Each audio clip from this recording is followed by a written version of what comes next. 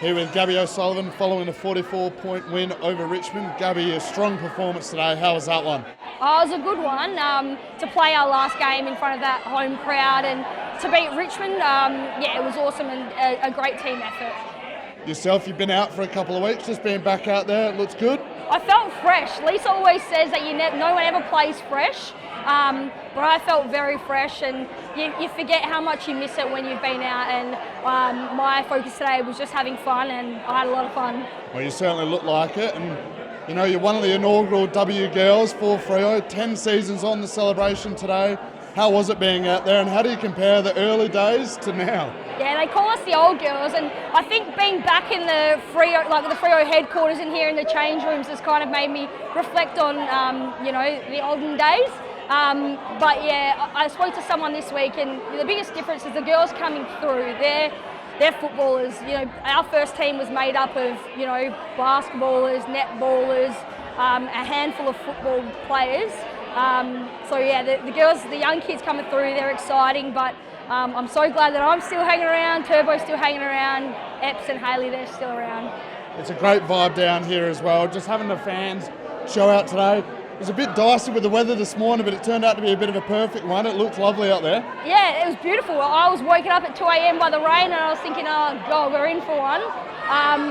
Beautiful day in Freo, and we love the support that we have from the Freo crowd, and they got us through and pumping today. What was it that impressed you most about the performance today?